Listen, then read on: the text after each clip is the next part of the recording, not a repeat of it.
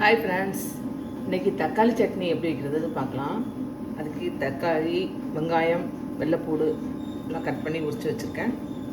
வதக்கிறதுக்கு ஜாமான் எடுத்து வச்சுருக்கேன். எப்படி வதக்கிறதுன்னு பார்க்கலாம். வதக்கிறதுக்கு 2 ஸ்பூன் எண்ணெய் விட்டுக்கலாம். எண்ணெய் காயட்டும். எண்ணெய் காஞ்சிட்டு அதுக்கு 1 ஸ்பூன் உளுத்தப்பருப்பு, 1 ஸ்பூன் கடலைப்பருப்பு,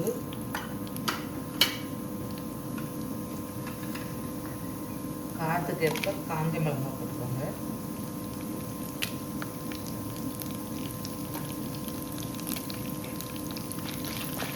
கொஞ்சம் வதங்கணும். கடலைப்பருப்பு நிறம் மாதிரி வரணும். கடலைப்பருப்பு, உளுந்தம்பருப்பு, மிளகாத்தெல்லாம் கலர் மாறிடுச்சு. இப்போ உரிச்சு வச்சுருக்க வெள்ளைப்பூடு, தக்காளி பழம், வெங்காயம் எல்லாத்தையும் போட்டுக்கலாம்.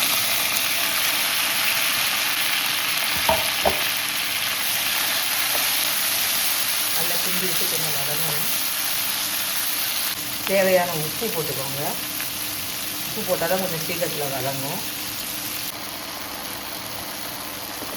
தக்காளி நல்லா வதங்கிடுச்சு. இதை ஒரு மிக்ஸி ஜாரில் சேர்த்து நல்லா அரைச்சிக்கிடலாம். தக்காளி சட்னிக்கு மிக்ஸி ஜாரில் சேர்த்து நல்லா அரைச்சி எடுத்தாச்சு. அதுக்கு ஒரு தாளிப்பு கொடுத்துக்கலாம். சட்டி அடுப்பில் வச்சுருக்கேன். 2 ஸ்பூன் எண்ணெய் விட்டுக்கலாம். எண்ணெய் நல்லா காயட்டும். எண்ணெய் காஞ்சிட்டு கடுகு போட்டுக்கலாம்.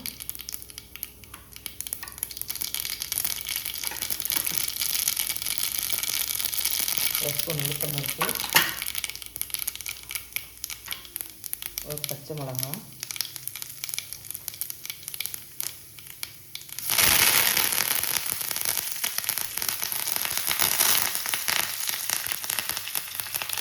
தக்காளி சட்னியில் விட்டுக்கலாம்.